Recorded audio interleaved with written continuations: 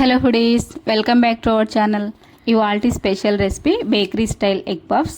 మనకు ఎప్పుడైనా పఫ్స్ తినాలనిపించినా లేదా పిల్లలు అడిగినా మనం బేకరీకే వెళ్ళి తీసుకురాకుండా ఇంట్లోనే ఉన్న ఇంగ్రీడియంట్స్తోనే, అది కూడా ఓవెన్ లేకుండా పొరలు పొరలుగా వచ్చే బేకరీ స్టైల్ ఎగ్ పఫ్స్ని ఇంట్లోనే ఈజీగా ప్రిపేర్ చేసుకోవచ్చు.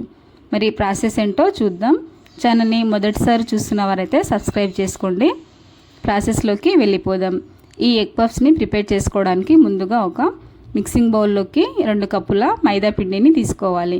మైదాను తీసుకోవడం ఇష్టం లేని వారు 1 కప్పు మైదా, 1 కప్పు గోధుమ పిండిని కూడా తీసుకొని ప్రిపేర్ చేసుకోవచ్చు. ఇందులోకి కొద్దిగా సాల్ట్ని, అలాగే 2 టేబుల్ స్పూన్ల ఆయిల్ని యాడ్ చేసుకొని, ఆయిల్ ఉప్పు పిండిలోకి బాగా కలిసేలా చేత్తో ఒకసారి కలిపి ఇందులోకి కొద్దిగా వాటర్ని యాడ్ చేసుకుంటూ పిండిని చపాతీ పిండిలా సాఫ్ట్ ముద్దలా కలిపి 10 నిమిషాల పాటు పక్కకు ఉంచుకోవాలి. మరి సాఫ్ట్ లేకుండా కాస్త గట్టిగా ఉండేటట్టు కలిపి దీన్ని ఒక 10 నిమిషాల పాటు పక్కకు పెట్టుకోవాలి. ఇప్పుడు ఇంకో బౌల్లోకి ఇలాంటి స్పూన్తో 2 స్పూన్ల మైదా పిండిని తీసుకొని 3 టేబుల్ స్పూన్ ఆయిల్ని యాడ్ చేసుకొని ఈ రెండింటిని ఫైన్గా మిక్స్ చేసుకొని థిక్ పేస్ట్ లాగా ప్రిపేర్ చేసుకొని పక్కకు ఉంచుకోవాలి. తర్వాత స్టఫింగ్ కోసం స్టవ్ పై కడాయిలోకి 2 టేబుల్ స్పూన్ల ఆయిల్ని వేసుకొని, ఆయిల్ హీట్ అయ్యాక కొద్దిగా జీలకర్ర ఆవాలు, సన్నగా తరిగిన 1 కప్పు ఉల్లిపాయల్ని, కొన్ని పచ్చిమిర్చి ముక్కల్ని, అలాగే కరివేపాకుని, టేస్ట్కి తగిన సాల్ట్, చిటికెడు పసుపును కూడా యాడ్ చేసుకొని మొత్తం అంతా కలిసేలా ఒకసారి కలిపి దీనిపై మూత పెట్టేసి 5 నిమిషాల పాటు కుక్ చేసుకోవాలి. 5 నిమిషాల తర్వాత ఒకసారి కలిపి ఇందులోకి ఫైనల్గా కొద్దిగా కొత్తిమీరను కూడా యాడ్ చేసి 1 నిమిషం పాటు ఫ్రై చేసి స్టవ్ ఆఫ్ చేసుకొని దీన్ని పూర్తిగా చల్లారనివ్వాలి. తర్వాత ముందుగా తడిపి పెట్టిన పిండి నుండి ఇలా ఒకే సైజులో ఉండేటట్టు బాల్స్ని ప్రిపేర్ చేసుకొని ఒక్కొక్క ముద్దను తీసుకొని పొడి పిండి చల్లి చపాతీలాగా ఒత్తుకోవాలి. చపాతీలా కాకుండా పలుచగా ఉండేటట్టు దీన్ని ప్రిపేర్ చేసుకోవాలి. చాలా పలుచగా ప్రిపేర్ చేసుకొని ఈ విధంగా అన్ని చపాతీలను ప్రిపేర్ చేసుకొని ఒక ప్లేట్లోకి తీసుకోవాలి.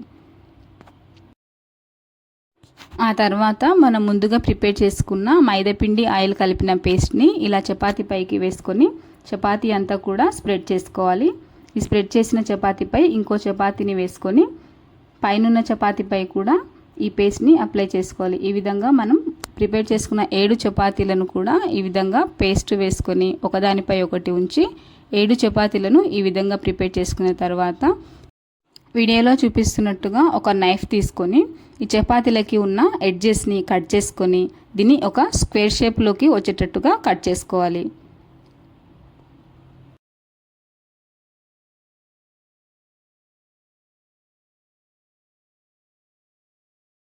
ఈ స్క్వేర్ షేప్ని కూడా 4 భాగాలుగా కట్ చేసుకోవాలి. ఈ 4 ముక్కలను పక్కకు తీసేసుకొని ఇప్పుడు ఒక్కొక్క ముద్దని కాస్త పెద్ద సైజులో వచ్చేటట్టుగా ఒత్తుకోవాలి.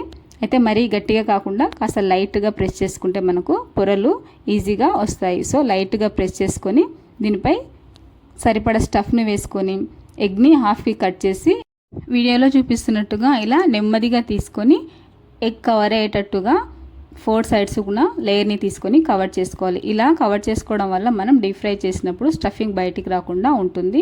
ఇలా పైనున్న పొరతో దీన్ని కవర్ చేశాక మిగిలిన అన్ని సైడ్స్ని కూడా వీడియోలో చూపిస్తున్నట్టుగా కవర్ చేసుకుంటూ పఫ్స్ లాగా వీటిని ప్రిపేర్ చేసుకోవాలి. చూసారు కదా, పఫ్స్ను చాలా ఈజీగా ప్రిపేర్ చేసుకోవచ్చు. ఇలా అన్నిటినీ ప్రిపేర్ చేసుకొని తర్వాత స్టవ్ పై కడాయిలోకి డీప్ ఫ్రైకి సరిపడా ఆయిల్ని వేసుకొని, ఆయిల్ మరీ ఎక్కువగా వేడవ్వకుండా గోరువెచ్చగా ఉన్నప్పుడే ఈ ఎగ్ పఫ్స్ని టర్న్ చేసుకోవడానికి వీలుగా ఉండేటట్టు వేసుకొని వీటిని లైట్ బ్రౌన్ కలర్ వచ్చే వరకు ఇలా టర్న్ చేసుకుంటూ డీప్ ఫ్రై చేసుకోవాలి. ఈ విధంగా అన్ని పఫ్స్ని కూడా వేసుకొని డీప్ ఫ్రై చేసుకొని టిష్యూ ఉన్న పేపర్లోకి ట్రాన్స్ఫర్ చేసుకోవాలి. ఈ వేడివేడిగా ఉన్న ఎగ్ పఫ్స్ని కాస్త చల్లారిన తర్వాత సర్వ్ చేసుకొని తింటే టేస్ట్ చాలా అంటే చాలా బాగుంటుంది. అచ్చం మనం బేకరీకి వెళ్ళి తిన్న ఫీలింగే ఉంటుంది. లోపల కూడా ఎగ్ స్టఫ్ అంతా చాలా బాగా కుక్ అవుతుంది. సో లేట్ చేయకుండా మీరు ఈ రెసిపీని ట్రై చేయండి. ఈ ఎగ్ పఫ్స్ మీకు నచ్చినట్టయితే వీడియోని ఒక లైక్ చేయండి, అలాగే మీ ఫ్రెండ్స్ అండ్ రిలేటివ్స్కి షేర్ చేయండి.